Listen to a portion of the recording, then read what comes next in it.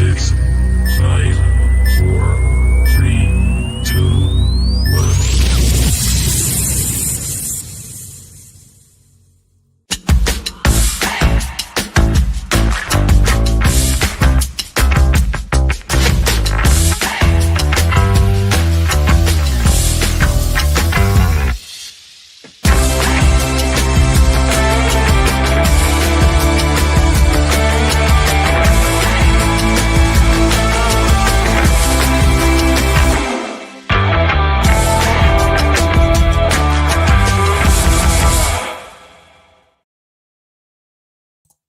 Hello, everyone. Welcome back to Through Black and White Eyes for this match review. A lot to discuss. There's going to be no pussyfooting around things. We will be talking hard facts, straight talking, but very sensible, respectful. And yeah, so just keep it level-headed in the chat, and I'm sure we can get through what was a very, very disappointing result. Let's get the admin out the way and the usual stuff.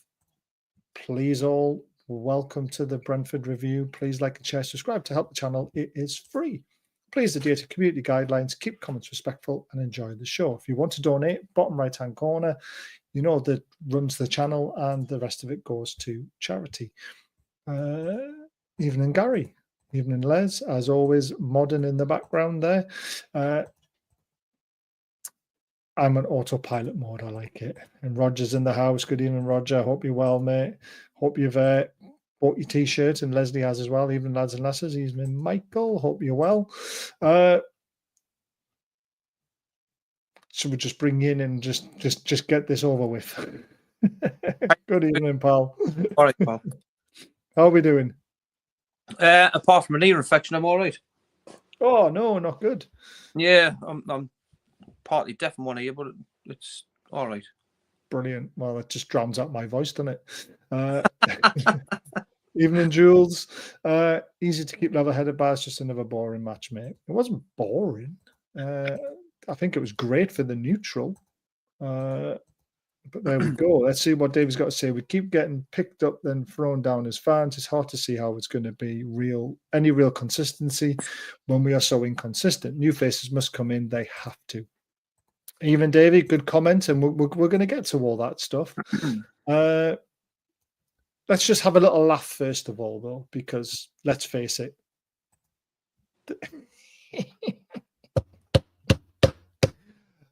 £1 million a month, apparently, but it all depends on. Someone mentioned this, and it's brilliant. It all depends on which tabloid you listen to. Some people say it's 3 million. Some people say it's 5 million. We heard it was 10 million. You know, but it's absolutely hilarious that after 5 months of gardening leave, he's now been sacked after a big storm, so he can go back and finish his garden off. That's it on that. I just wanted to have a bit of a laugh. Our game against Forest has also been moved in February. It's been selected for television coverage, so keep an eye out for that, guys. 23rd of February. It's a kickoff time to be confirmed, but it's on a Sunday, so it'll either be 2 o'clock or 4:30. So one to put in your diary. Ben Botman is almost back. 16th of December. Before you comment on it, Ian, we really are going to talk about that a lot. But also, happy birthday to Terry McDermott. I believe it was yesterday. Yesterday. Yes. So happy belated birthday to an absolute legend. There's not many legends around these days, is there? And he is certainly one of them. 2 spells at the club. And of course, he came back as assistant manager with Kevin Keegan. And we all know what happened next. Yeah. An absolute legend. And we hope he's well, because we know he's fighting. He's got dementia, isn't he? Yeah, he's fighting that. And it's not very nice. And congratulations to Kieran Trippier as well, who made his 100th appearance for Newcastle today when he stepped off the bench. We need more from him, don't we? I don't want to go into the action because, I mean, the first half was fantastic, but let's just face it, that second half was absolutely disgraceful. But it could have been a complete different story had Alexander Isak decided to use his left foot. Yeah. Do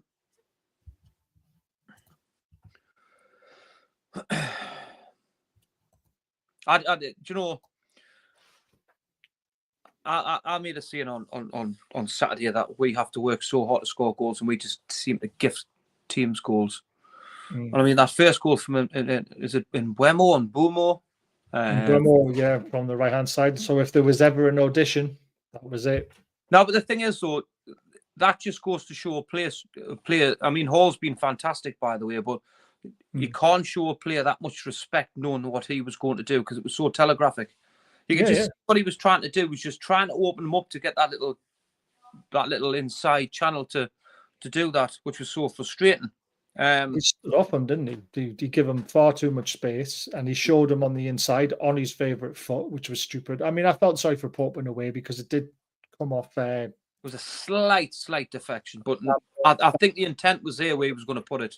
Oh yeah, but the deflection was big enough to give Pope no chance because it flew in the top corner, didn't it? But you can't give a player of that skill that much room. And I don't know if you look at the other 14 stats on Twitter, which I think is an absolute fantastic account. And Buemo's top goal scorer out of all of the other 14 teams. You know, and obviously the big six not included. Goal contributions. Isak's about 4th or 5th in the list, and Watkins is 2nd. So that tells you how good Buemo is at the moment. Yeah, but the thing is, like, it reminded me a little bit of when Kyle Walker gave Gordon that respect. Yes. Last season. Against City, right? So it was like you can't give a player who's in form knowing that his strengths are like that. You've got to get close to him because he will hurt you. And for me, that was kind of the start of what that game was going to be panning out of, you know. And we fought back twice though. That's the frustrating thing. And then we should have went ahead when Isak didn't use his left foot. We fought back. If you remember rightly, though, Harvey Barnes gave an absolute stinker away of a ball. Oh, that pass was absolutely shocking. But this is what I'm saying. Teams don't have to work hard to score goals against us. We just gift them. But our goals, we have to really work hard to do and score goals, which is a frustrating thing. I mean, it was brilliant from Isak in the first place to get into the position because he won the ball out on the right wing. He out-muscled the defender. Then he took on the goalkeeper. But why didn't he hit it? Why didn't he use his left foot? Why did he try and bring it back on his right foot, giving the keeper a chance to get back? But once he's dropped that goalkeeper, why did he not just put it straight in? Yeah, left foot. Why didn't he just do it? That's the frustrating thing for me. Frustrating, but it's that frustrating performance from Newcastle United again, where it's a catalogue of errors where Hall should have done better, which is frustrating because he's done very well. Harvey Barnes has got a chance to be a starter in that starting 11. He's played a ball inside where it was just blind, where we've got counter-attack, which is another frustrating ball, which we're being punished by. Isak's been in that channel where he's done absolutely fantastic, and then he's dropped the goalkeeper, and then he should have scored, but it's another frustrating thing. It's just Newcastle United from start to finish this season, in my opinion. And again, I'll use that word frustrating because we also are so frustrated. Yeah. I'm going to ask, and I'm going to say this now, is Isak better when he's playing on the wings? We all know that Isak drifts. He's not. And this is why I've defended Alexander Isak all season, because we're playing in a system where he's played with, I would say, from start to finish of this season, I would say about 85 to 90% of the season where he's back to goal. And he's worked off scraps. So when the balls have went into him, it's bounced off him because that's not his strength. He's not a strong player. But when you've seen the balls that go down the side, because there's times this season where he's wanted them balls, he curves his run very, very well inside the two centre halves, wanting that ball in between channels.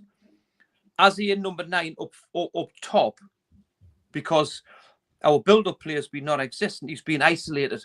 And he's found himself coming deep to try and get involved, and things have bounced off him. It's been ugly. So, for me, Isak, I think he's a 10. I think he'd be absolutely brilliant as a 10, just floating about, letting him do his own things, because I think his footwork's absolutely fantastic. But But for Sweden, he plays on the right of the three, doesn't he? Because Kulusevski plays up front. His mate plays on the left. I can't pronounce his name. Carrigas or whatever you call him. Garrigas. And then he plays on the right side. But when Isak makes his runs with Newcastle, normally 90% of the time, he's out on the left-hand side because he likes to model himself on Thierry Henry. So if he says you're playing on that side for Sweden, or he's playing on this side for Newcastle, or he's playing through the middle, for me, I think you let him just float about and just be. I think he'd be absolutely brilliant floating about. I really do. But then you've got to play another striker to allow him to do that, don't you? But the systematically how players are just that will not ever happen, and that's the frustrating thing because he's a stubborn bugger, and that I'm going to use that word all night. I think. Yes, him. We've all witnessed them for Sweden. And even, I mean, he's the striker for Sporting Lisbon, isn't he? But for Sweden, he's not. He plays on the left forward, where Kulusevski is more of a left winger for Spurs, but he plays as a number 9 for Sweden. It's crazy. But again, that's just all about how the players manage themselves on the pitch, doesn't it? See, I think Isak, he's one of the best about, and we know that. But you've got to play it with strengths, and you've got to find a solution that gets the maximum out of him. So, and the formation that we play at times, we may as not play. We might not even play Isak. You may as well not even start because we're being that poor. It's just, it's made Isak look ugly, and that's awful to say. It really is. I will come to his defence a little bit. He has started to hold the ball up a lot better than what he used to. So he is getting better at it. I know it's not his game, but I did see a massive improvement against Brentford with the ball coming into his feet and he's holding it up a little bit better, winning throw-ins and doing the ugly side of things. It's not his game, but it's improving. And you've got to be able to do that in this league, especially away from home. You've got to be able to soak up pressure somehow.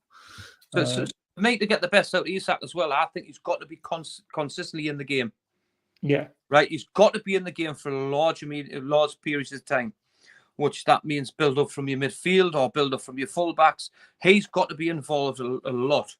So when he's not, I just find he'll want to go and seek in the ball in the wrong areas, where if we were on top and being so productive down the sides or in the channels in between centre halves, I just think Isak becomes alive. And that's what we need to do better.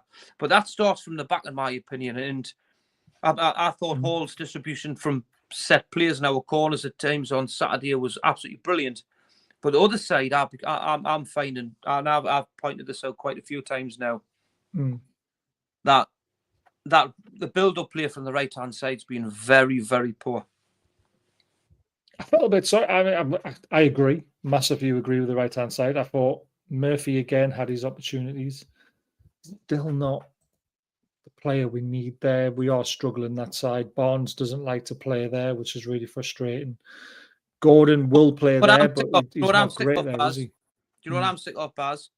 Is people are not looking at the bigger picture. They're just trying to put square pegs in round holes and going, well, we may as well put Barnes there, or we may as well put Gordon there. Have a guess what? Gordon's been absolutely shite from minute one this season. Right, so and you've got to remember that you'll go, Murphy came in and done a good job against Liverpool. Is he the answer? No, definitely not. He was on loan Wednesday, not so long ago, right? Yeah. So this what I'm saying is, what we have to do is we have to rebuild as a club and get real good players in certain areas.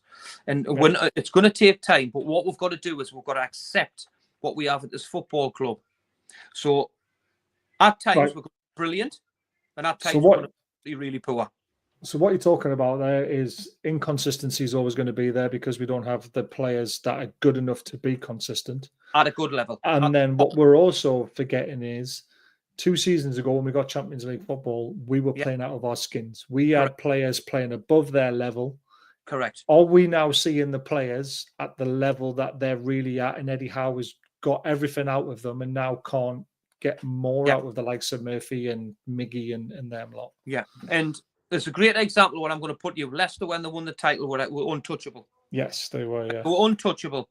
And there was a few clubs looked at certain Leicester players, and certain Leicester players went to different clubs and higher clubs, and they didn't even play for them, right? But at that time, Leicester were absolutely brilliant because they played above their levels. Danny Simpson won a Champions League, won a Premier League medal. Yeah, and he was right. championship for us, wasn't he? Yeah, you've got all Brighton and players like that. Who went to Chelsea and ruined his career. Right? No, all Brighton didn't go there. It was Bridgewater. Was it Bridgewater? Oh, Drinkwater. Danny Drinkwater, sorry. Danny Drinkwater went there and just didn't do anything. But at that present time, people were looking at him and going, by God, what a good midfielder he is. Right now, what I'm saying is, in my opinion, is I think you've got to accept that we are going to be great at times and we're going to be really poor at times. We've been absolutely spoilt by getting into the Champions League. And I disagreed with you at the start of the season in the Premier League show, Baz, when you said just because we were playing one game a season, that I think we're going to touch top 4. I disagreed with that because I thought the calibre of player, squad depth just simply wasn't good enough.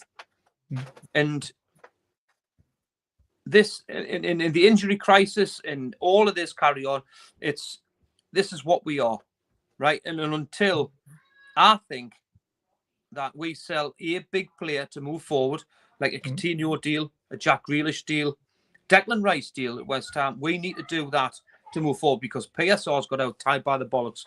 So we're going to have to do something to move forward quickly or we're going to get left behind.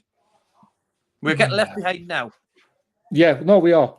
And I completely agree. It's just, it is frustrating. It is frustrating, right? But what I'm more frustrated about is the expectation levels of certain fans is that just because we got Champions League before doesn't mean we're going to get it again. I mean, like you are right. I did say because we're only playing one game a week, I expected our high press to be back. I expected us to be able to cope with one game a week and be able to bring that high intensity back. And we never saw that from the start of the season. But we've been told that there's been a totally different philosophy about the club because of the injury levels and everything. What they're changing, the stuff that the intensities are not there. I don't know if it's philosophy. I think it's Eddie Howe trying to change the system of play. You've seen us trying to keep the ball more, trying to break teams down, where with the high intensity was always let them have the ball and then we're going to win it back in higher positions and put them under danger and make them make mistakes. And now we're seeing us trying to keep the ball. Then we're getting pressed. We can't beat their press, and then we're the ones in trouble, and that's why we're conceding a lot of goals. We look so vulnerable now, Baz, where every time where it breaks down, we just look like we're going to concede. And that in once over, when Nick Pope was in goal, you would think like, well, yeah, I just don't know anymore. Yeah, it's tough. It's tough. It was a tough game to take as well because the first half was actually very, very. Take the mistakes out. It was actually a very good first half from us. It was a good away performance. And I was thinking second half, if we can cut those mistakes out, we're going to win this game. But Brentford were the ones who came out, showed their defence up, because we hardly created anything in that second half. I think we had one shot. I thought we were appalling second half. We were terrible. And as soon as they got their noses in front, they just shut shop.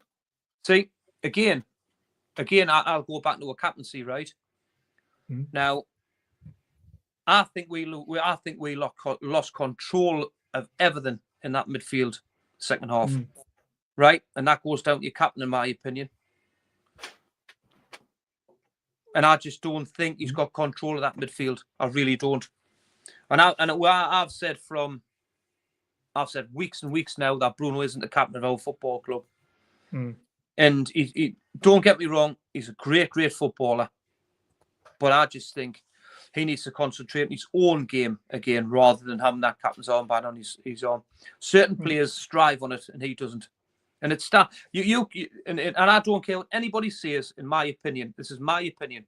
Bruno, the last seasons we've seen him without that armband on, I think he's been a shadow of himself this season, by the way. Yeah. And I think because of that. Yeah. I nearly was one of those fans and was going to be I don't think I was going to be a dickhead, but I was going to tweet Bruno and say, please give up the captaincy armband and become the Bruno that we loved from 2 seasons ago. Because it might not, the captaincy armband to him might not be the issue. He might not see it, but we want Bruno being Bruno again. And I think giving that captaincy up, taking that responsibility away from him, that extra pressure on his shoulders might free him up again. I believe, Baz, he'll go up another 10% mine with that took off him. I really do. Yeah. But I didn't want to tweet him, so I bottled it and didn't do it because you know what will happen. You just get all the virgins on you, saying, which is nice to see the virgins out in full force again, just because John was at the game. Oh, do you know what I mean? It's crazy, isn't it? Yeah. Anyway, that's a different story. But do you know obviously with Trippier available now, mind, I would put him back in, mate. We'll come to that because there's a few other talking points. First of all, about the game itself, and a few things I want to bring up before we start talking about Trippier because it's on my list. Eddie Howe out again, right? Now, after watching the Liverpool game, the intensity, the full press, how good we were at home, Eddie Howe set us up tactically. It worked in the first half, and then it lost its way in the second half. Now, is this Eddie Howe's fault that we're losing games or not holding on to games? Or is it down to individual errors and that Newcastle fans and ourselves? I mean, I see it. You see it. You can't coach individual errors. Eddie Howe can't put the ball in the back of the net for Isak with his left foot. Eddie Howe can't stop Barnes from playing that crossfield pass. You can coach him and say, right, let's be more intelligent when we're in that situation. Is that the pass you should be making? Look at the dangers. But he can't stop Barnes from playing that pass and then costing us a goal. He's coached Lewis Hall into an England recognition and then into his first international. But yet, Lewis Hall makes that mistake by giving Mbeumo too much room. It's very hard to blame Eddie Howe at the moment when you see performances that we get against Liverpool, but then you see the individual errors and you think, are the players letting Eddie Howe down? I think it's easy to point the blame on Eddie Howe because somebody's got to take the blame. Yeah. Now, I think there's a confidence issue within Newcastle United. I really do. Where I think they want to let the shackles off. I do. But then, like I've said before, I think there's a philosophy at the club where I think they don't want the intensity there for some reason. I really do. Because the injuries, isn't it? Because when we were playing intense football, we were picking up a lot of injuries that we didn't want to. We've seen that. But Eddie Howe always said, I'm playing the way because of the players I've got. He wanted to evolve the side by playing more possession-based football. He did come out and say this a while ago, a long time ago. And that's what he's trying to do, isn't it? But we don't have the players to do it yet. I was just about to say, how can you change the philosophy when you've got the same players that he had the intensity on playing on the front foot? So how can you change Jacob Murphy being into an absolute ball player? How can you change other players, Sean Longstaff, into being he's a runner? Right, he gets he does a lot of miles in his legs. That's probably about what he gets.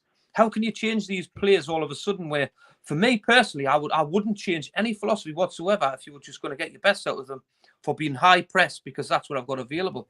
Until you get a goalkeeper that can play with his feet, until you get another right centre half that's absolutely world class with his feet to play alongside Botman, unless you've got a world class right fullback that can actually get forward and create stuff. Then you'll go through all your midfielders and all your wingers that can constantly get balls into the box or play inside your channels. You ain't going to change the way you play, so you play to your strengths. So in a way, you can blame Eddie Howe, but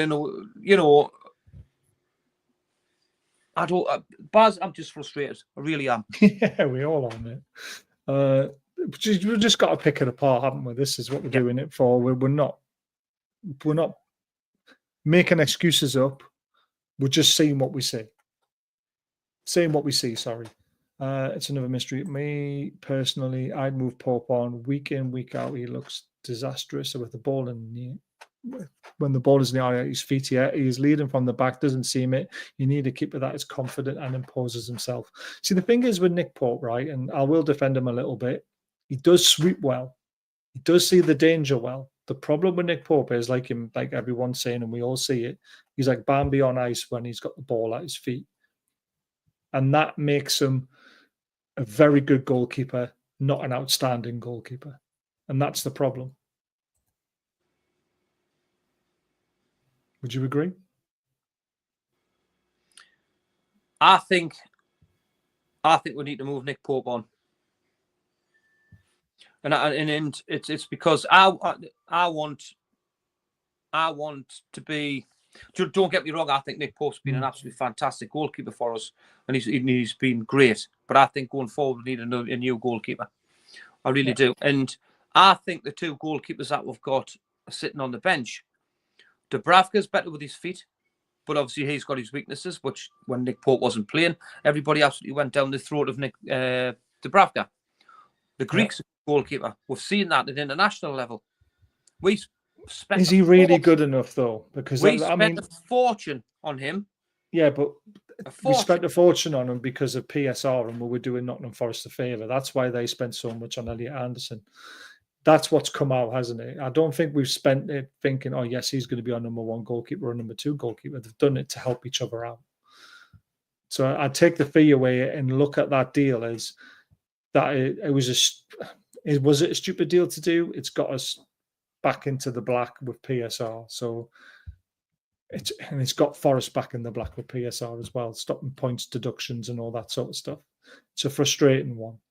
But the goalkeepers we have on the bench are nowhere near as good as Nick Pope at saving. No, they're not. But we need. So yes, they're better with their feet. But which one would you rather give up? Would you rather remember Nick Pope's saves against Southampton and Spurs in the last minute saved us 4 points? Because I don't think the other two goalkeepers saved those. Do you know the frustrating thing is with me though, Baz, is that our possession play right the way through the season where you qualify for the Champions League was bang on nearly 60% every game. Yeah. Like every game, our possession, that was right the way through. So that cannot just disappear for a reason. I do agree with that. Lewis Hall could make a good midfielder because he can play anywhere in the midfield. And no, but we're training him into being a left back. That's the thing. This is what I'm saying. Loads of all we should be doing this and should be doing that at square pegs and round holes where he's a left back. I wrote him off. Wrote him off, right? Because I thought he didn't even look like he could kick a football when he first came. But now, God, what a player he's looking. You know, but we'll have to get away from this. Let's play Lewis Hall in midfield. So we don't need to play Lewis Hall in midfield because. But who's going to take out? Well, exactly. I mean, everyone's talking about Joe Linton at the moment, aren't they? Because he's not basically firing on all cylinders, is he? But if we're in a situation now where we're watching Newcastle United, right? So if you watch that game against Liverpool. Then you watch a game against Brentford. Everybody now is going to go, yeah, we'll want him playing there and him playing there and him playing there. So who actually puts a concrete place on that side? Because everybody wants to shift everybody about and put him in there and him in there and him in there. Who starts? Who can say who had a brilliant game against Brentford and he starts? No one really had a brilliant. I mean, the first half you can probably pick a lot of them out to say, yeah, not bad because of individual errors. But in that second half, nobody shot. Nobody at all. Shaw looked terrible for the fourth goal. And he's done that a few times this season. He's read the situation completely wrong. He's read the ball flight wrong. He's tried to nip in front of a striker who's clever. Knew he was going to get to the ball first, turned him, and then the score. That is the frustrating thing. It is individual errors. You cut those individual errors out, and the team that starts is a good team. Apart from you would obviously bring Tonali in and Gordon in because they're better players. I thought Barnes did all right. He was running at defenders, but again, I mean, Murphy ends up with two assists. How does he end up with 2 assists? Do you know what I liked about Barnes on Saturday is he made a mistake. And you could see it hurt him because he worked so hard to put things right. And I don't know if I've seen that off many players this season. They've just kind of accepted what's went on, which was great from Harvey Barnes. For me, Anthony Gordon doesn't want him to start. And as much But as he's one of our better players, He Baz, scored against Liverpool, remember? So it's very hard to I drop a player who scores. but I just don't think he's been nowhere near. I really don't. And sometimes you just need to put players on the bench and say, if you ain't doing it. So is Eddie Howe strong enough to do that? You know, that's You another could thing. say he is, because technically he did it. We don't know whether it was because of fatigue or what the issue was, but he did drop him, didn't he? You've just contradicted what you said there, though, because he scored against Liverpool, then he's put I him on wouldn't have dropped him. Brentford. I wouldn't have, personally. But I'm not the manager. So it's Eddie Howe's decision. I personally wouldn't drop him, because even though he's not been fully at it, he's still one of our most creative players, and he's created more chances than anyone. He has the most touches in the opposition box because he gets himself in there. It's a tough one because... Yeah, you've got to remember as well, though, Baz, you say that he's been created all these and created that. Our home stats has been appalling, and until the Liverpool game, only scored 5 goals. So as much as you're saying he's top of the stats, there's not much to be really at the top there, because our performances have been that low. I agree. The other reason why I'm not too I'm disappointed with the second half performance, but Brentford have been absolutely fantastic at home.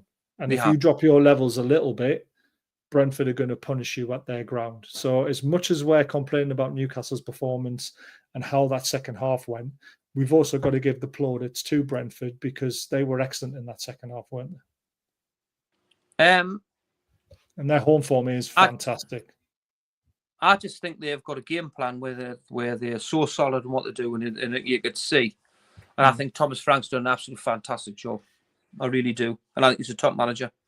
And it doesn't. I think he's a brilliant manager. To get the ability.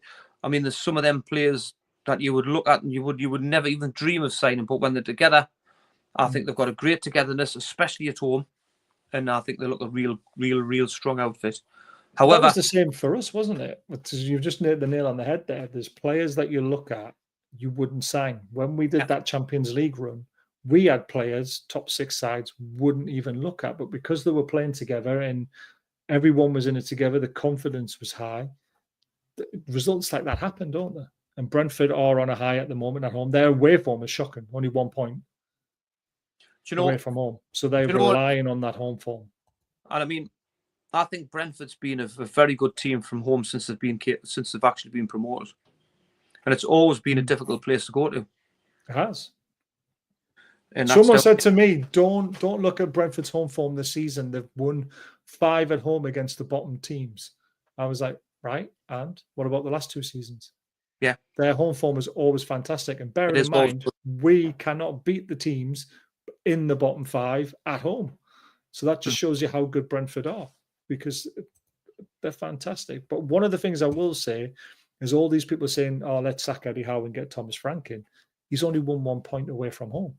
So why would you want a manager who is, I think, the 3 points ahead of us? We're only 5 points off 5th still. And I know I keep banging that drum, and it's not getting any better when we keep losing games or only picking up points. But Thomas Frank's not the answer for Newcastle. The answer for Newcastle is back Eddie Howe in transfer windows. 2 transfer windows have gone past, and we've signed who? Asula. Exactly. And John Ruddy, and the Greek goalkeeper. Now everyone says sack Eddie Howe and get Jose Mourinho in. Could you imagine Jose Mourinho being the manager of this football club, and we say to you, you're not spending anything in these 2 windows. We're going to sell 2 of your best young players, and we're going to sign Ruddy, a Greek goalkeeper, and we're going to sign Asula from Sheffield United for 10, 15 million to be a backup player. Do you think Jose Mourinho is going to put up with that? I don't think I can watch Newcastle set up to win 1-0. Yeah, exactly. His philosophy doesn't work for our football club either, does it? But all these people who are banging on the drum about Jose Mourinho don't understand football enough. They don't understand what Jose Mourinho did to win trophies at Chelsea, to win trophies at Real Madrid, to win trophies at Inter Milan. He got the backing and the funding to buy the players he wanted. There was no PSR. He could offer them wages that were astronomical. He's never going to get that at Newcastle. So do you want Eddie Howe coming in and trying to... Sorry, I keep saying Eddie Howe. I'm knackered. Do you want Jose Mourinho coming into this football club and trying to work with what we've got? Is he going to do a better job? Definitely not. Not in my opinion. Exactly. I don't think so. So all this Jose Mourinho stuff Be needs realistic. to stop. Come January, I'll be very surprised if there's only one player in. Yeah, and this is the problem. So who's gonna? I can't. If we get rid of Eddie Howe, bear in mind he's been around these players for a season and a bit, like 2 seasons now. The same core of players. Who's going to get the better out of these players that Eddie Howe knows them inside and out? For me personally, I don't think there is. Until if we all know the players that we need to move out. We all know that. But it's so difficult because of the value compared to the wages that they're on. It's so difficult. Yeah. To move 6 players out to get a figure just to bring 1 player in, it's not good for the squad. So at this present time, I won't be shocked if we sell a big one to move this club forward. And that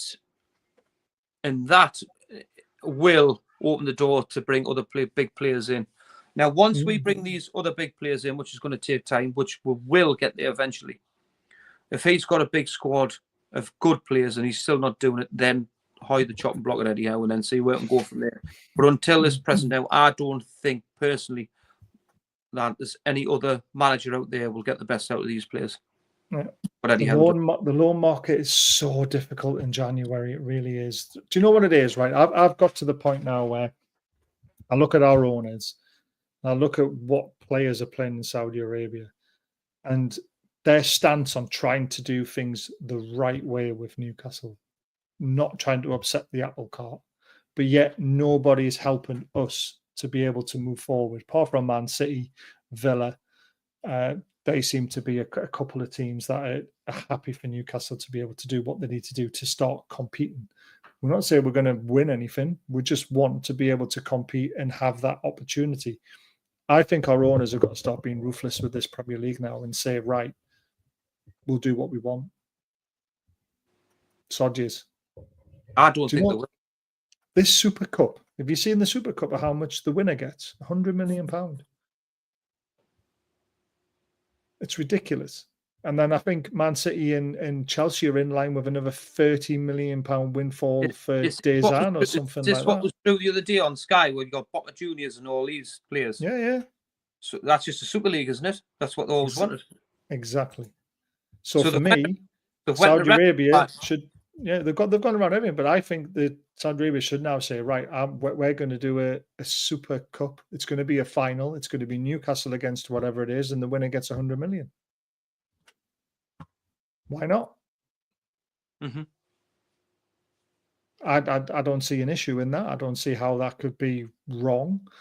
It could be Newcastle against the winners of the whatever the Saudi Pro League is. £100 million for the winner, 90 million for the runner-up. Just in case we lose, because you know that will probably happen. But can you imagine if we won it though? Which we wouldn't anyway. But well, I mean, this is it. Emery, that is true. Emery didn't have the balls to take on the job. He was offered it. The thing is, though, he's out now at Villa, and he's also struggling. But you don't see any Villa fans saying Emery out. I was just about to say, however, he's at Aston Villa now, right? He had a great season last season. Eddie Howe turned the clock back. We had a fantastic season the season before. He's now struggling, and you're looking. I can see exactly what happened to us when we went to the Champions League, because as much as I think they've got a great squad, the squad obviously can't cope. Only the elite can cope at that level, week in, week out. And that's why Liverpool, City, Arsenal, I think Chelsea will get there, because I think they've got 500 players to pick from. They're looking good now. They are looking good. They are looking good now. Really. Do you know why? Because they've got a top manager in. They've got a top manager to work with all these players, and that's the difference. That's me exactly what I was trying to say before. If Eddie Howe had 500 players to pick from, like Chelsea, and he wasn't doing the business, then throw the book at him. Yeah, agree. Absolutely agree. Alan Shearer obviously got it right as well, and he went into it. I don't like the attitude of several of the Newcastle players. You can't turn up in the big. You can't turn. You just. You can't just turn up in the big home games. So obviously he's alluding to the fantastic performance against Liverpool and then the drop off against Brentford. But the first half performance was there. It's the second half that isn't, right? Sell Joelinton, he's a big. Oh, Stephen, honestly, man, you sound like all the idiots who say about Sean Longstaff what he says. You're just turning on Joelinton. I'm not interested in it. He's not a big camel. He's been absolutely fantastic for us since he turned his career around. He's just gone through a bit of a poor form. I can see why people. There was an example I gave to a lot of work the other day, and I said to you, Baz, about if we're going to sign a midfielder. Now, and people who want to go about the right winger or we need a right centre half. I still think we need another midfielder in there. And I think we need a real top midfielder in there that keeps control of the ball. And it's simply, and I said, I know it won't happen, right? And I just turned around and said that go out and get Barella into Milan. It was just an example of what I put out there. And the reason what I was saying is because you work so hard to get the ball back against these elite clubs, right? Manchester City's, Liverpool's, your Arsenal's. And what happens is when we work hard, we'll tend to give the ball back because we haven't got the ball players in there. And it would be nice for us to have that stability in midfield where if it comes to us, we relax on it, we take a step back and we have control of the football. Now, on Joelinton's defences, he isn't that player to give us that level where Tonali is, Bruno is. Because isn't that a Tonali? Isn't that what Tonali was brought in to do? Yeah, but what I'm saying is, Baz, that other midfielder in there to give us that three great midfield and ball players. What you get from Joelinton, which we all know, is you'll get aggression, great turnover. His presence is fantastic. You know, he's not great in keeping possession. He's not great in doing but you know his strengths and what he brings. His aerial ability, you know, but that's the high press as well. People forget that he wins the ball high up and then gets us on foot and high pressing. Yeah. But when you're playing against the top sides, you need them players to come off that and take care of that football. Where if you're away from home and you need to go and press and be aggressive, that's a different Joelinton. So I can see what he's saying about that, but it's a little bit disrespectful of using them words, I think. Joelinton's playing so many positions this season. Let's go back to this. I'm sick of people saying this. Are you a happy clapper and accept this shout? If you watch the start of the show, you know we're not accepting it. But we're also divulging into all of the issues that there are. Now, Eddie Howe is to blame for some parts of it, but Eddie Howe can't stop the individual errors. And individual errors are individual errors. But we're not accepting it. We're not happy clappers, honestly. I hate that term. And apparently my reaction says I am a happy clapper. It's like, no, we're realistic. I'm guessing Tiger thinks we should be top four, probably getting Mourinho in. Wouldn't surprise me. Is it Newcastle linked? Not with that squad. I don't know what that is. If supporting the club means I'm a happy clapper, then yes, I'll own that. There we go. Exactly. The CL's new format looks suspiciously like a former Super League. Anything rules formats are there to support the status quo. Exactly. I have a question generally, but why do people think it's okay to accept to call people happy clappers? I'm a fan, just like, I don't understand it. You know, people support the club in different ways. They have different opinions. It's all about trying to be respectful. And if you can't be respectful, you're going to get a shit response. You know that, Baz. I'm a happy clapper because I will get behind the boys no matter what, and I can see stuff. Well, which 99% of people can see where things are wrong. So why shouldn't we come on a show like this and try and speak about it to try and explain things, why things are going wrong, and other people. It's great to have other people's opinions in that as well, because I'm not 110% right. You're not 110% right, and other people, because football's all about opinions and about our fantastic football club. So that's what it's all about. I heard a rumor about going in for a Dortmund player. I didn't realize it was him. I don't know. To be honest with you, I haven't watched enough of the German league to be able to have a say on it, but it could be right. It could be wrong. I don't know. Do you know much about him? No. I spoke to a lad on Friday who knows Kieran Trippier's agent, and what he's turned around and said was the club is playing things very, very close to the chest this season. Well, they have to. After the last two windows, they've got to keep it close. Right, let's get onto the Kieran Trippier thing, because I did say we're going to leave it till near the end. Right, Newcastle, when they were flying, going for Champions League spots, they had a very certain way of playing. And everyone gave them so much stick, but Dan Burn was playing at left back. But Dan Burn wasn't really playing at left back. He was playing as a left-sided centre-back of a free, because Kieran Trippier would wander up into midfield and would play a 3-5-1 or 3-5-2 sort of thing. It was a great way. It was basically following how Man City played football, wasn't it? They used Kieran Trippier. He got 10 goal contributions in the season. And now Kieran Trippier is not in the side. We also, I mean, Tino's been brilliant. Don't get me wrong. I like Tino, but he's not the quality of Trippier. We miss his leadership as well. When Trippier was captain, we were not conceding these types of goals. He wouldn't have it or stand for it on the pitch because he was an excellent leader and he would tell people where they were going wrong. And that's why we had one of the best defences in the Premier League that season. But we had a very certain style of playing. And yes, it would mean dropping someone like Lewis Hall. But should we go back to that formation again?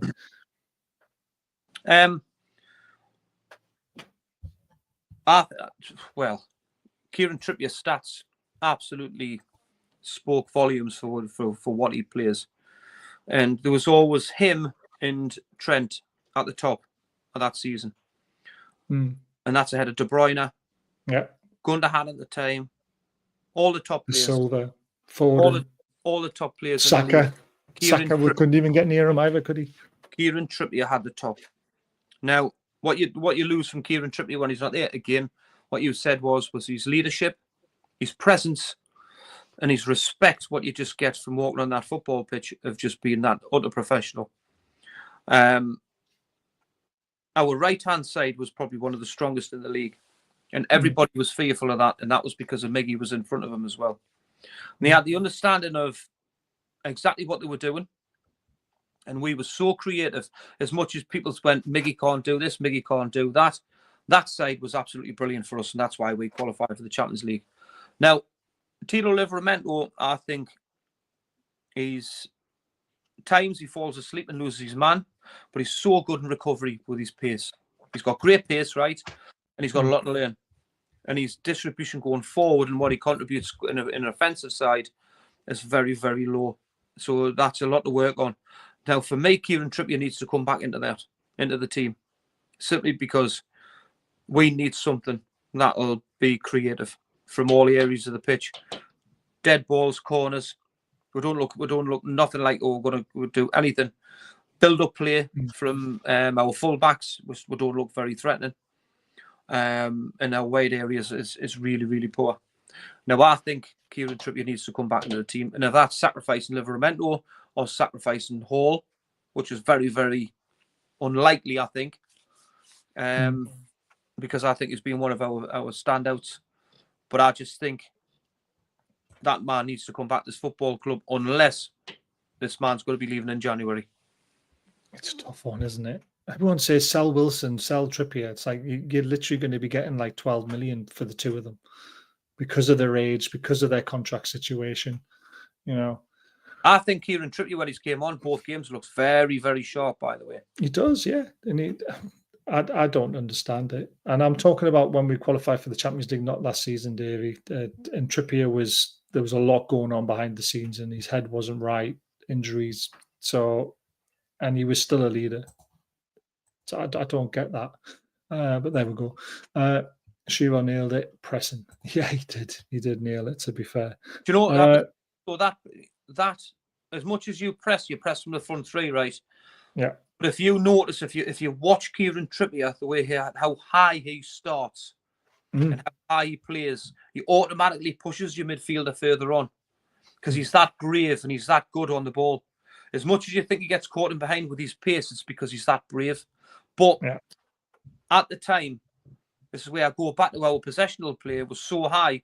We were in the 60% bracket that allowed Kieran Trippier to be that high because we were that good going across the back. I know we had Botman, right, in Fab Shaw, right, and Byrne was at left back.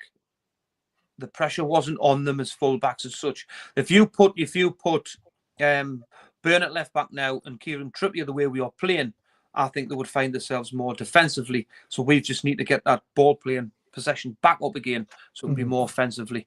And I think, like I say, I think Kieran Trippier needs to come back on that side. I 100% agree. People wouldn't, other people might not, but that's our opinion. That's what we think needs to be changed. Now, Botman coming back, I mean, the problem is it's taken too long, though, isn't it? It's a huge risk. Well, he's coming back, and he's playing for the under-21s first. So there's still a lot for him to do before he even gets back into the side and gets back up to full fitness. You're probably talking, I mean, they're talking about at least 6 weeks to get back up to full speed potentially. So you're looking at almost the end of the season, aren't you, really? Well, if he's going to be playing for the 23s now, you're going to give him another month and then potentially could be, back end of January, which is good.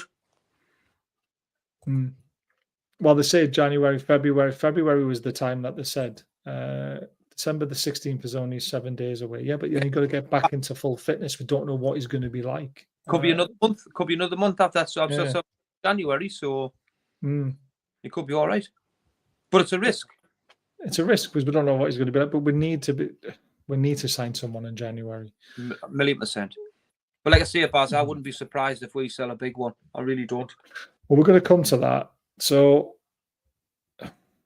right, the rumours are City are coming in for Bruno again, 80 million plus add-ons. Yeah. Some are saying 66 million plus players. I mean, there's not many players you would have at City at the moment, to be honest with you, who unless there's some really good young players that we want to take a risk on. Obviously, Oscar Bob was one that we really wanted, but obviously broke his leg. Tamore is a good shout. Gay is a good shout. There was another one that was high on our list, wasn't there? But I forget his name. Malik Chow. Yes, that's it. That's the man. So there's 3 I would take. I would take Ake. Ake is a very good defender, but he's too old now, isn't he? He's 29, isn't he? 30. I couldn't see that doing. Thanks for rejoining, Andy. Appreciate it, mate. But anyway, going back to the Bruno situation, right? So our assets are Tonali, Bruno, Gordon, Isak. Yeah, they're the 4. They're the 4 real assets. I would potentially consider accepting bids for Harvey Barnes but again, then you're weakening your bench, aren't you? Which is the frustrating thing. Yeah. If it were gun put to your head and they said those 4 players, I would sell Bruno because of his age. He's 28 next year. His sell-on value will drop drastically very, very soon. He's not a £100 million player this season at all. You know, that's kind of gone now. And the reason why I would sell Bruno or Barnes over anybody else is that we already have a ready-made replacement in Tonali for Bruno, and we've got Gordon on the left-hand side. So we can allow one of them to go to help us build for the future. And that's the only reason why I would do it. And it's the only way Newcastle are going to get out of this PSR minefield is by selling a big, big player. And Tonali is the replacement. For me, it's Bruno is the replacement. Yeah, Tonali is the replacement. I always think Tonali was the replacement. And I said this a long time ago, saying that Tonali is probably the replacement for Bruno. And as much as I love Bruno, and I wouldn't want him to go, but you've got to think of how to progress and how to become a top 6 side. And that's how Villa did it, isn't it? They had to sell Grealish for 100 million. They didn't want to sell him, but they couldn't refuse that offer. And I think we are now in that boat. We don't want to be in that boat, but we're in that boat now thinking we're going to have to make a sacrifice and we're not going to like it. And if it backfires, it's going to cost Eddie Howe his job. Yeah. I got told it was 90 million plus add-ons. I mean, it's a lot of money to turn down, isn't it? And I got told that Manchester City are not messing about this time. So we'll see. We'll see if that obviously materialises. But for me, the asset for the most that can be replaced is Bruno. I love Bruno. I think he's a fantastic footballer, but I think Tonali is going to be.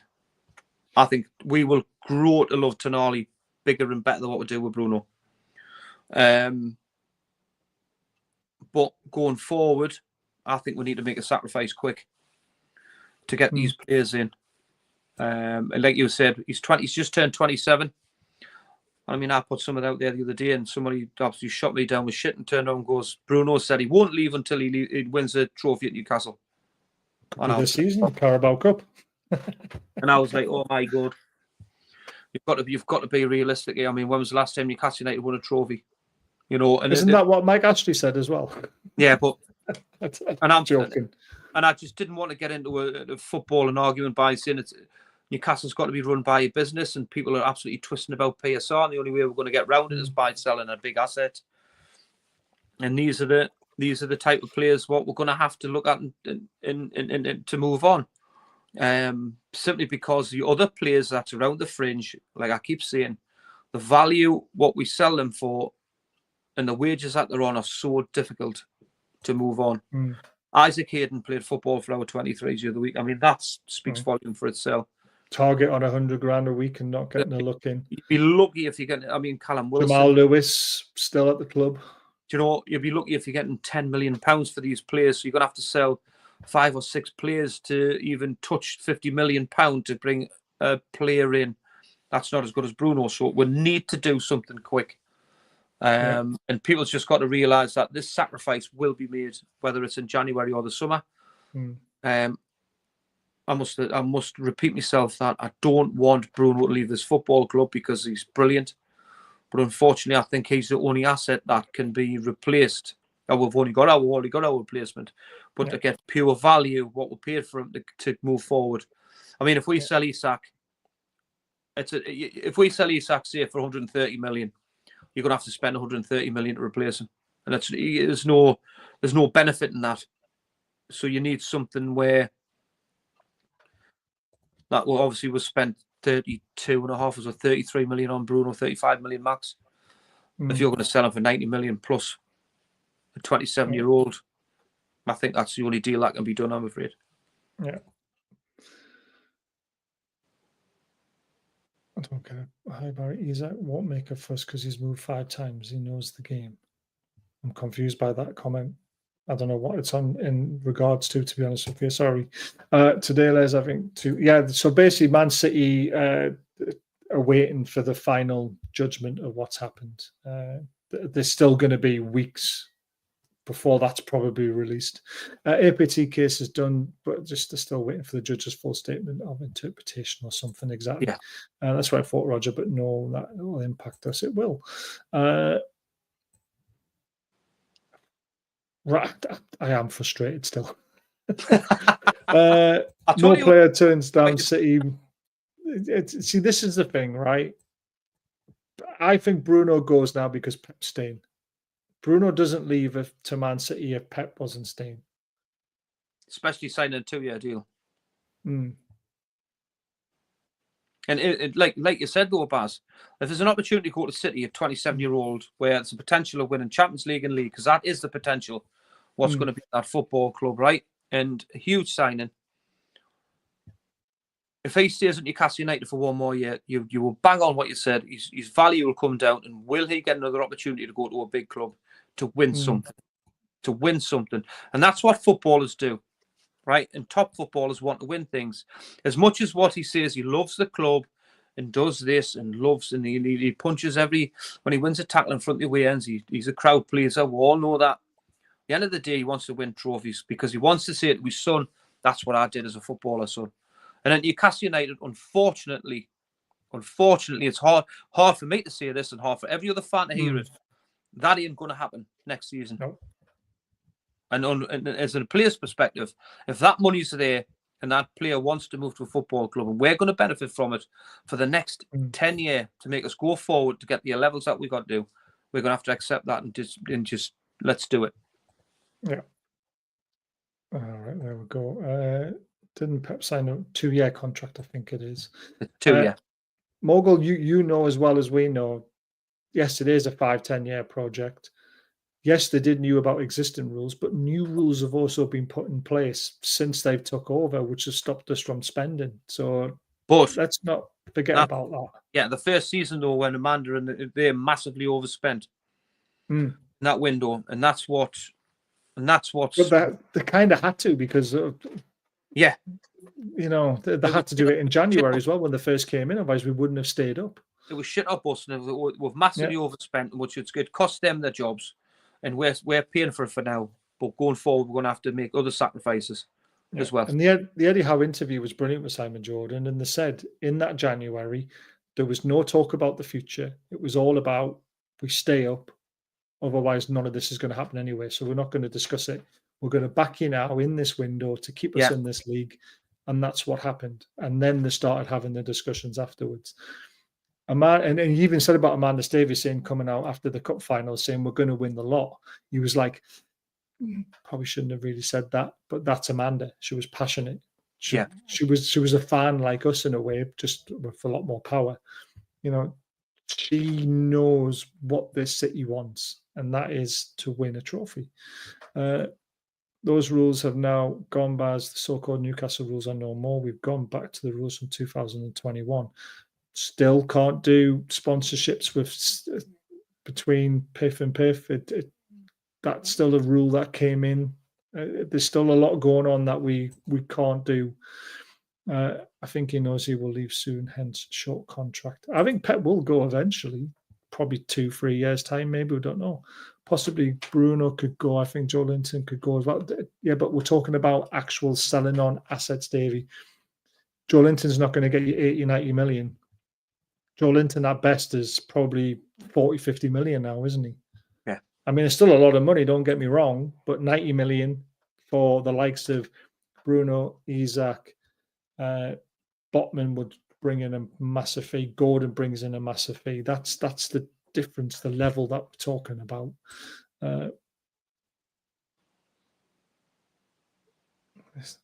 No, I've not seen any of those rumours, and I don't think that is anything that's going on behind the scenes. If you listen to the Eddie Howe interview with Simon Jordan, very level-headed.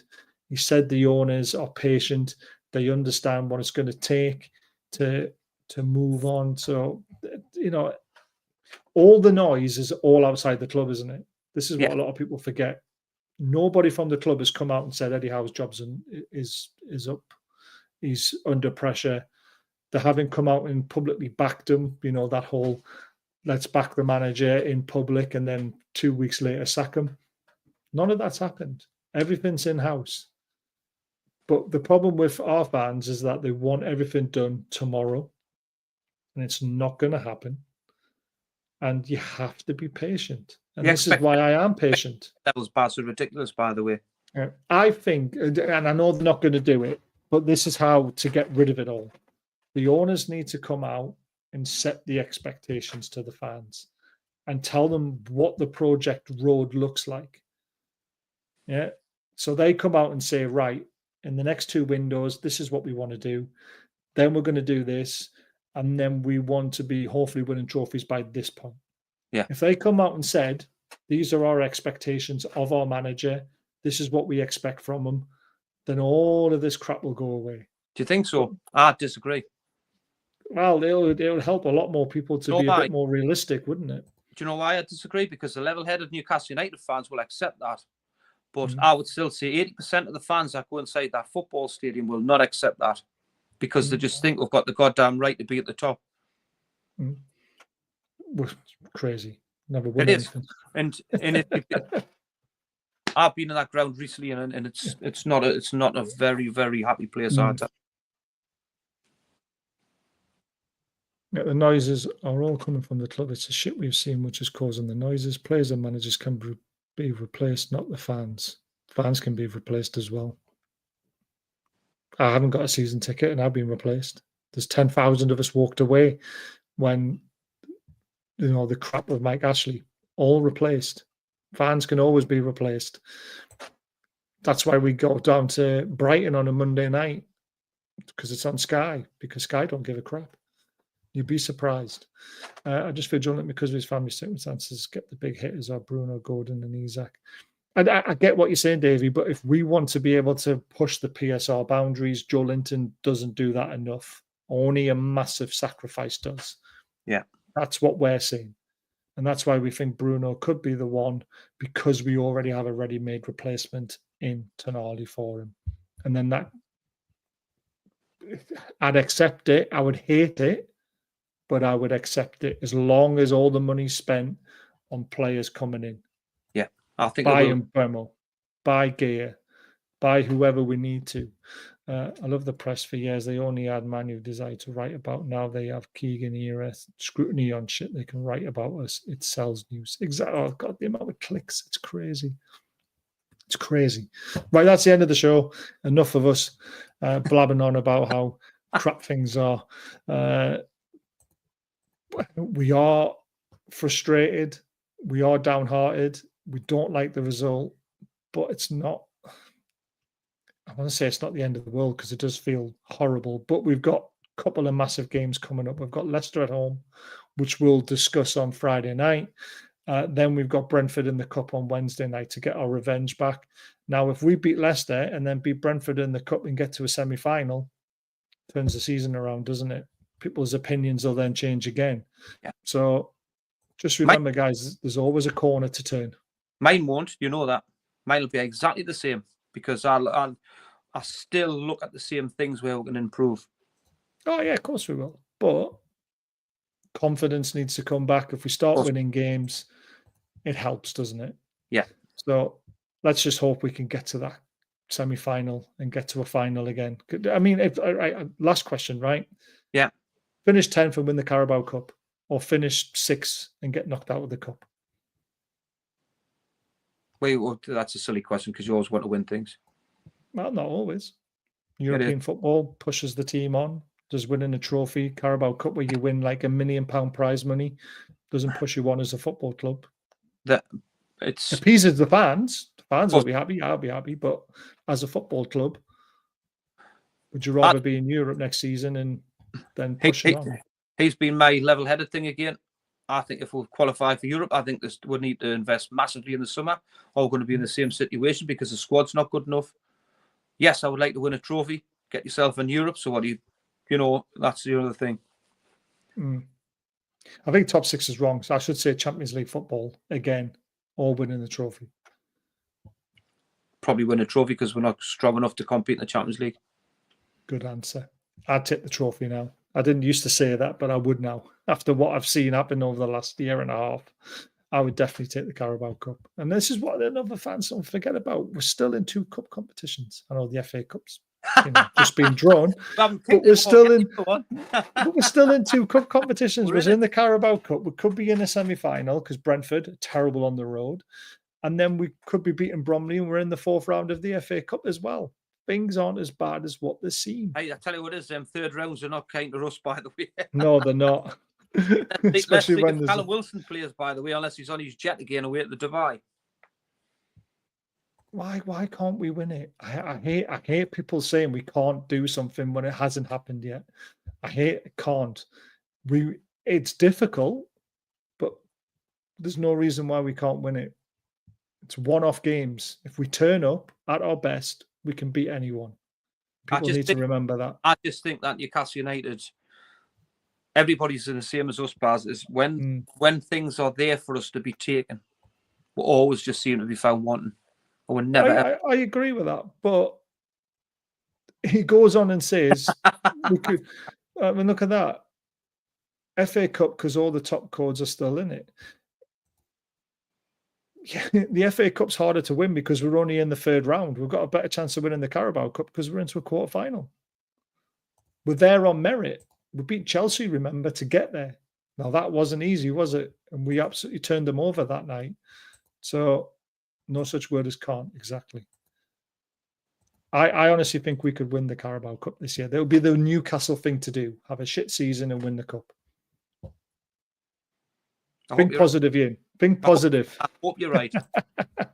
We'll be having a party. My focus is on Leicester on Saturday, nothing else. One game at a time. Yeah.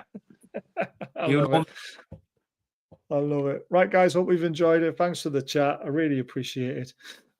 Let's see what happens there. But thanks for tuning into this one because it's been a grueler. Laters, everyone.